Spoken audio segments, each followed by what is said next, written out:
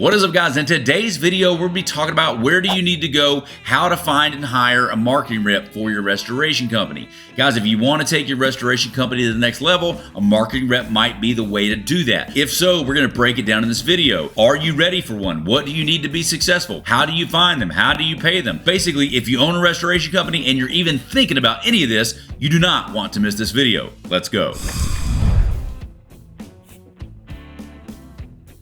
All right, guys, as we get started, you know the drill. Go ahead and hit the like and the subscribe button. And do me a favor, drop a comment. Let me know where you are tuning in from. It helps the algorithm, and I would greatly appreciate it. And do me a favor, share this on social media. Tell somebody about it. All right, so let's talk about the first thing. What are the things that you need to consider when you're thinking about, do I need to hire somebody? Is now the right time? Well, the first thing is this. Do you know what they're going to do? What roles are they going to perform, right? Are you going to have them call on for water, fire, mold, recon? Like, you really need to have all this figured out. One of the mistakes I see people do is they don't really have a plan for this, okay? They'll pay them for the wrong job types. And I would say this, you need to have all this carved out, okay? You need to know what they're going to do. I don't care what you're going to have them do, but you need to know what is it that they're going to do, okay? Like on day one, baby, because they're going to show up and you're going to need to put together an incentive structure and all that. So you need to have all this figured out. If you don't know, I'd say probably wait, okay? You need to have all this figured out for sure. What are they going to do? What are the roles going to be? You need to know that first. If you don't know, then I would say wait. If you want to know more, go to workwithshane.com. We can help you work through this stuff, okay? Pro tip. So if you're going to hire them for water damage, pay them on water damage. Do not pay them for recon. Don't pay them on recon, okay? There's many reasons why, but know this, you need to incentivize them for what you want, not for what you don't want, okay? I'm gonna say it a little bit differently. You don't pay plumbers based on leads. You wanna pay plumbers based on signed jobs. You can pay them based on leads, but you're gonna be paying for garbage leads. When you pay them for signed jobs, they're gonna be more likely to send you good leads because they know that they're only getting paid for those. They won't send you the crappy ones. But if you're paying them for garbage, you're going to get garbage, okay? When it comes to water damage, pay them for the most profitable vertical. I would just make it based on water. Or you can do it on mold too. I don't really care, all right? But I would not do it on recon. That's the bigger point, okay? Do not do it on recon. You're gonna have lower margins and they're bigger dollar amounts. The incentive structure, like it could be a really small water job and they sign that, but because it's a $500,000 fire, okay? And that's the next thing. Water and fire, those are different. You need to have someone that is niched down, dude. Niche down. Know what you're doing. Know what you're doing. A good water damage restoration marketing rep is not gonna be a good fire chaser. Sorry, those are different industries, like completely different. No different than your water damage restoration technician shouldn't be the one doing the board up, okay? Because he's not used to running a freaking skill saw or a jigsaw or that other stuff. One's a carpenter, the other one's a water damage technician. Those are different animals. You will be better once you know who you are and what you want to do. Figure out what it is you want to do and then hire your rep based on that. But pay them based on what you want. Water and mold, that's what I would say. Bio, that's fine too, but don't do recon and don't mix water and fire, okay? Don't do that. Now, the next thing you're gonna need to do is you need to know how you're gonna pay them, okay? You need to have this structure put in place. And I would say this, like, it's much easier to put a structure in place when you know what you're paying them on, okay? So is it gross profit, gross dollar percentage? Like, what is it you're gonna do? Here's one real easy way that we would do this at our company, okay? If you're paying them on water, okay, you're gonna pay them a percentage of the water job less the referral fee. So this way you might give your business development person, if they wanna pay $1,000 for a water damage lead, that's cool. If it's a $7,000 job, you pay the plumber $1,000, you're getting paid on 6, baby. If you wanna pay him $1,500, you can get paid on whatever, $5,500. I don't remember the math that I made up. But you can give them the flexibility to move the dollar amount higher or lower and then pay their commission based off that. Does that make sense? That way it's this, when I win, you win. When I make more, you make more. And I would advise you to do that as well, okay? Structure it something like that. Make it flexible, okay? Another way that you can pay them is to hire the two. Here's what I would say. 10% of a water damage would be solid. So if that person can bring in $1 million of water damage, you need to pay them at least $100,000, because if you don't, somebody else will. And yo, if you're watching this and you're bringing in $1 million of water and they ain't paying you $100,000, you holler at me, baby. We'll take care of you, okay? I'm just throwing that out there. And that's not me trying to take them. You got to take care of your people. So we talked about how are you going to pay them. The incentive structure, I just touched on that, the higher the two. We can go into more detail about this later. I think I've got it. Well, screw it, let's go through it now. Here's how the hire of the two works, all right? And without me writing this down, this may be a little complicated. But if today is January 1st, okay, you're gonna pay them whatever they earn January 1 to January 31, they're gonna get 10% of that. So let's say that you're gonna give them a draw against commission and you're giving them $3,000 a month draw, okay? If you're giving a $3,000 draw and they get 10% of any water damage, pretend that they sold $70,000 of water mitt in January. So 70,000, 10% of that is $7,000. You're already paying them $3,000 in January, okay? 7,000 minus 3 will yield a $4,000 bonus, okay, or a difference. So January, you earn it. February, you collect it. On March 1st, when you go pay them out for their monthly, you're going to pay them the $3,000 that they already get for March, plus the $4,000 they earned in January, okay? So you earn it, 30 days later, you collect it, you pay it out. Does that make sense? Higher of the two. Why do I say higher of the two? If it's a $3,000 base, and I don't know what happened with the company, maybe y'all turned off all the ads or something happened. If that was the case, here's what I'm trying to tell you. If it was $3,000 and they only did $20,000, then they're going to get their base of 3. Does that make sense? That's the higher of the two. That's how I would structure it. I would make it flexible, higher of the two. If you have more questions, workwithshane.com and we can walk you through that, okay? So again, the things to consider: do you have all of the stuff in place? If you don't, you're not ready. If you don't, you're not ready, all right? Now let's talk about what is it you need to look for in a sales rep, okay? Like characteristics and whatnot. So what characteristics does a business development or a marketing rep need to be successful in water damage restoration? Well, here's some. Number one, pretty easy. Do they have any sales experience? Yes or no? If they don't have any sales experience, this is not the place to cut your teeth, right? You want someone that's already got sales experience. If it's your friend, that's all fine, but like, you're wasting your time, baby. If you're gonna make a hire, time is money, make sure they've got sales experience, okay? Number one, you gotta have sales experience. Number two, they need to have sales experience and they've worked in a commission-based environment. If they've had sales experience, but they've never earned a commission, that's not sales, bro. That's not. I don't know what that is, okay? That could be customer support, right? You want somebody that has outside sales experience, okay? If it's inside counter sales, like working a desk at a rental place or at a lumber yard, that's inside counter sales. Like, that's not even what you're looking for. You're looking at somebody that's used to going out and pounding the pavement, all right, and drumming up leads and doing jobs. That's outside sales. Those people will already have had a commission-based experience. They need to already have sales experience. It needs to be a commission-based. You want them to have outside sales experience. Now, this one is pretty easy to think about, but like,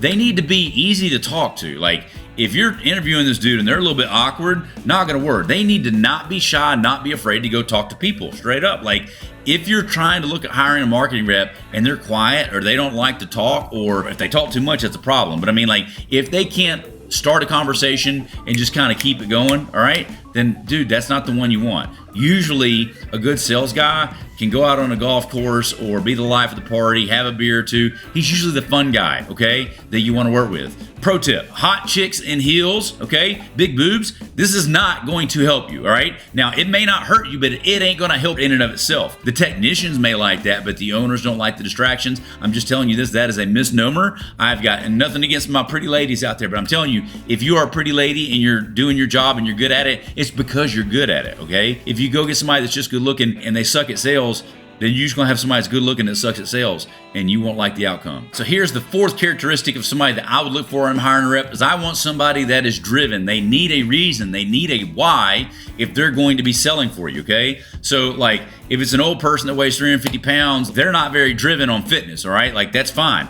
Now, that doesn't mean they can't be a good salesperson for you, but they need to have a good why, and it needs to be like a wife and some kids, okay? Hungry mouths to feed. They need the money. If they don't need the money and they're not driven, like they're fit or something, there's a problem with motivation or discipline. If I'm hiring somebody, I like somebody that's young, and if they're young and they don't have a family, they need to be in good shape, okay? Or driven from the standpoint of like, I think they've got discipline and motivation, right? If they're already young and they're not taking care of themselves and they don't have a family, red flag. Pray for them, don't hire them, okay? I'm looking for somebody that they need the money. If they don't need the money, that's a problem, right? And if they're young and they don't necessarily need the money, then they need to be ambitious, like little Wolf of Wall Street type fellows, okay? And they usually need to be in good shape, because if they don't need the money and they're not married, then they need to be taking care of themselves. Bro, you can't get fat like this till you done got the lady, you know what I'm saying? That's the other characteristic. They need to have characteristics of discipline, fitness, drive, etc., or at least have a why with a wife and kids. Those are the things you're gonna be looking for. If you don't have that, that could be a red flag. Now let's talk about 3 places that you could find a good marketing rep. Like, what are some of the good ways to find them? Number 1, this is probably one of my favorites: referrals from other sales reps.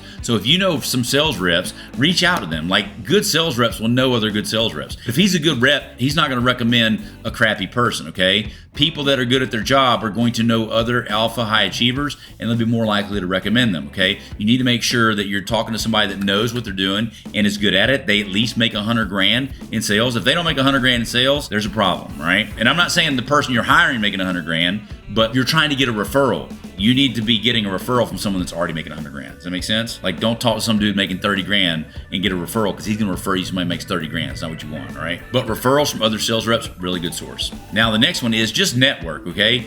And this seems simple, but like, reach out to your network. And this is not just from other sales reps, but I mean, like, BNI, these are pretty good. If you know somebody in BNI, someone that's been in BNI, that's not bad, because these are people that commit to go into the thing over and over again, okay? And like, you won't be at BNI for 2 years and not know how to talk to somebody. Like, that's one thing. I'll do another video on BNI later. Like, BNI is good and good for that. It teaches you to give, because they say givers gain, and that's the good mantra there. I don't use it for water damage, and there's many reasons why, but here's what I'm saying. It does help you learn how to be in awkward situations. It does teach you how to speak. People that know how to speak are going to be a lot better at sales than people that don't know how to speak. Referrals from other salespeople is one. The other one is reach out to your network and make sure that everybody that you've ever met and you know and talk to, that you're looking for this. Your network can be a really good place to find a way to get a salesperson, okay? Your network of people probably know somebody. Say, hey, my name's Shane. I'm looking for a sales rep. Do you know anybody that's been on a commission base? Like, everything I've just said to you about what they need, the commission, all that other stuff, you need to have that committed to memory. Put that on social media, okay? Make sure everybody in your network, everybody you know, knows what you're looking for. They always need to know what you're doing, and they need to know what you're looking for, right? Or they can't help you otherwise. The last one is door-to-door salespeople. Like, listen, you may not like your door getting knocked on, that's completely fine, but if I've got some dude knocking on my door at my house, I promise you this, I get their card and I'm talking to them, okay? Because that dude, I'm interviewing them right then and there, because, dude, they're probably not happy doing what they're doing, all right? And if you can do door-to-door sales, baby, you can do anything, okay? Now, they need to be sticking around. If they've been at it for more than a season or two, telling you, I like some door-to-door stuff. Door-to-door salespeople are good. And again, not even if you're going to be hiring them, but just their network, other people, okay? That's a really good way to find them. So referrals from other salespeople, your network, and door-to-door salespeople. If you're going to be hiring somebody for a restoration marketing position, what other industries would be good for them to have experience in? So here's one of the first ones. Someone that comes from the carpet or flooring sales world,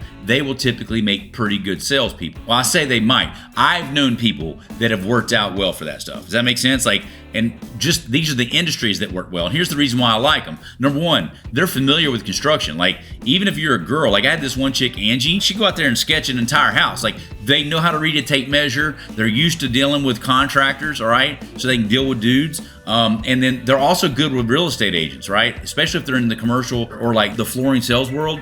They're used to committing to a route, going to see people. They answer the phone. They make their money on the phone. It's not that they're going to bring you a bunch of great contacts. That's not what I mean. I'm just saying that person has a lot of good skills. So anybody that's coming from the hardwood floor installation world that does all the measuring and the sales, those are pretty good people. The next one is somebody that's coming from construction sales.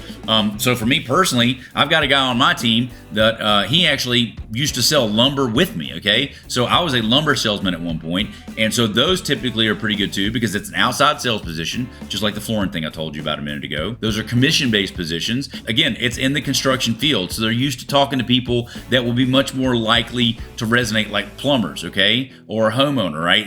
It's one of those things. I'm just telling you, someone that has sold construction materials, like lumber salesmen specifically, okay? Maybe roofing, that might work too. And the roofing probably work, because those are door-to-door too, but it just kind of depends. Like, when you get to the roofing salesman, you got to worry about the freaking, the ankle bracelet from the house arrest. I'm just kidding. Maybe. Roofing guys can be a little rough, dude. Roofing guys can be a little rough. And I did roofing too. I ain't hating on you. All right, so we did carpet, we did construction. The next one is car lot salesman. Like, we've had this has worked out pretty good. I've had guys that work for me in the car lot. Here's the reason why I like those. Speed to lead, okay? Those guys operate really quickly, because if you are selling cars and you walk out there, those other dudes are getting commission. A good car salesman will be out there on that dude right away, all right?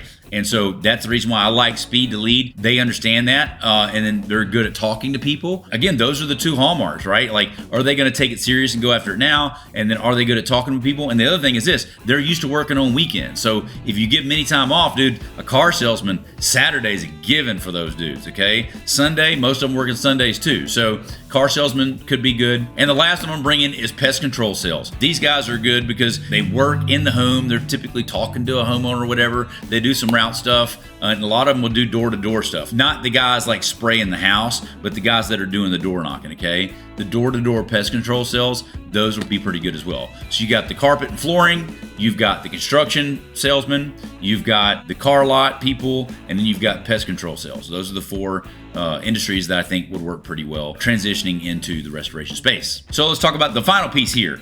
When should you hire the marketing rep, okay? Well, number one, you've got to have a plan in place for all this. Have you already chosen a niche? Have you already chosen a vertical? Have you already figured out their pay grade? Have you already figured out the incentive structure? If you've gone through all of that, then you might be ready. If you haven't gone through all that, guess what? You don't want to do this. Why? If you hire the right person and you put the wrong incentive structure together, you will never get that person back. I'm going to say that again.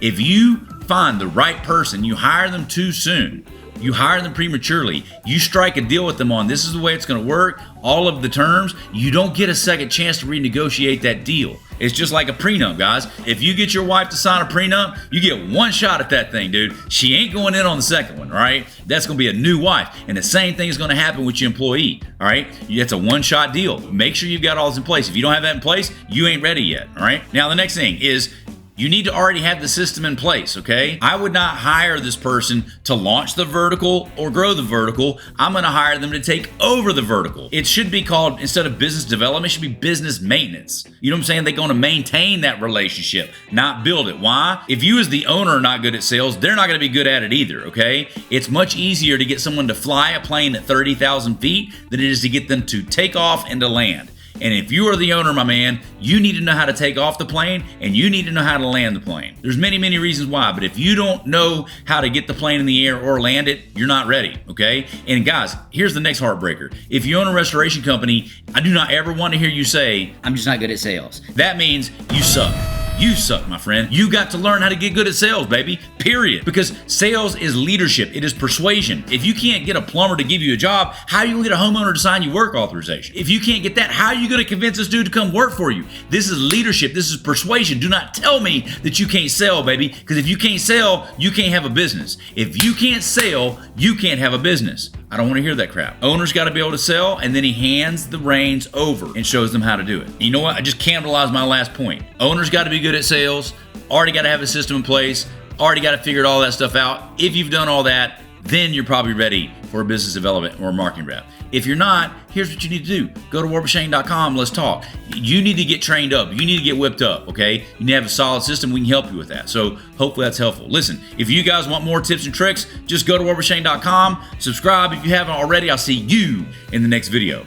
Hey guys, if you enjoyed that video, I've got 3 things for you. Number 1, if you haven't yet, click on my face below and be sure to subscribe to the channel. Okay, we put out new content each and every week. Also, if you want me to help you grow your company, go to workwithshane.com. Workwithshane.com, put in your information, we can get on a call and see how we can help you grow your company. Lastly, there'll be some other videos right here. If you want to watch more content about growing your restoration company, check out one of these videos. We'll see you guys on the next one.